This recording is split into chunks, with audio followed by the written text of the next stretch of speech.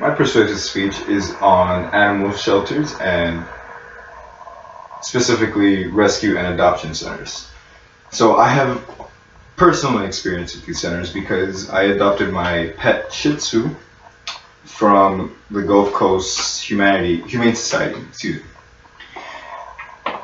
Upon arrival, he was described as a bait dog because when he was born, he was put out on the street to attract bigger animals, more aggressive animals to eat him. And these actions are illegal, and he was pretty torn up as a little puppy. But once he was rescued from the streets, he was nurtured back to his normal state.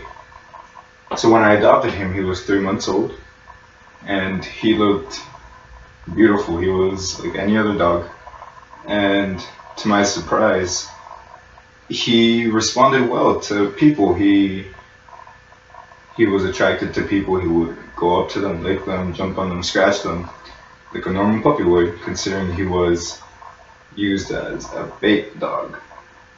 And unfortunately, there are many dogs out there today that are used for these exact purposes. Not only for bait dogs, but as fighting dogs. And that's it's a lot worse because they're actually put in cages with another dog and are put to fight to the death. So these animal shelters, these rescue shelters and adoption centers, they go out and they rescue these puppies, these animals from for this abuse that they go through. So by the end of the speech, hopefully my audience will understand the importance of supporting these adoption centers and donating to them and knowing their cause and why they do what they do. Unfortunately, in the world, there are puppy mills, which is a almost like a factory for pets and dogs and cats, not necessarily only puppies. So these so-called breeders take in dogs and use them solely for breeding purposes to make these chains of animals of mixed breeds and sell them for mad profit. So these rescue shelters, they are extremely cost effective compared to breeders nowadays that want to sell their dogs for $500. And most of the time these breeders lie to get to draw in the customer saying that they have full bred puppies, which is 50% of the time not true. These people only want the money. They don't care about the animals. They don't nurture the animals to a safe health standard, to a safe and healthy standard, and they only want to get them out as fast as possible and get them out to the consumer, which is us.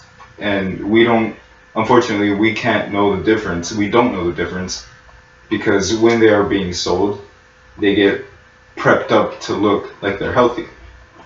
But with time, they begin to show these symptoms of sicknesses, and it becomes a huge ordeal because you unfortunately bought a puppy mill puppy.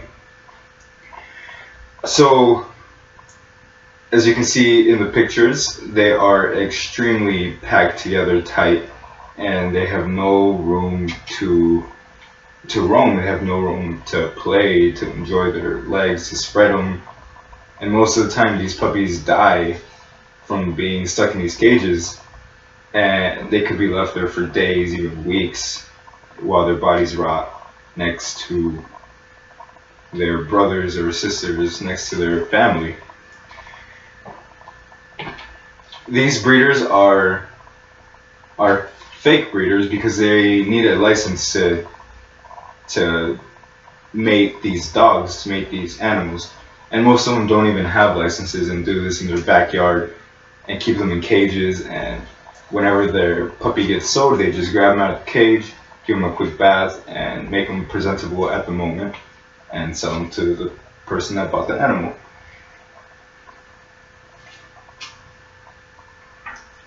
There is something that us as a society can do to fight these puppy mills, to fight these people, these horrible people that make our beloved pets suffer through the pain and torture that they do go through. We can donate to these centers. We can volunteer at them. We can always give our time to them so that they can expand their lots, their areas, so that these animals that they rescue can run, so they can play, so they can be nurtured back to their healthy state.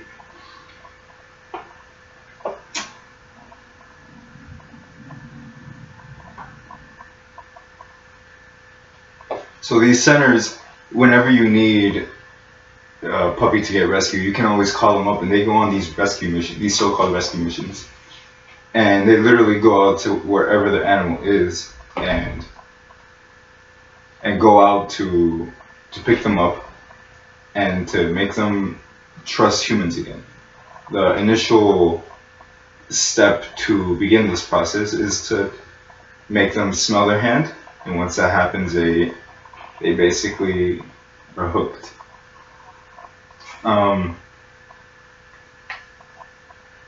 It's always good to research where your money is going, and especially when it comes to these centers, because there are fake humane society, there are fake imposters, and they steal your money, which is not good.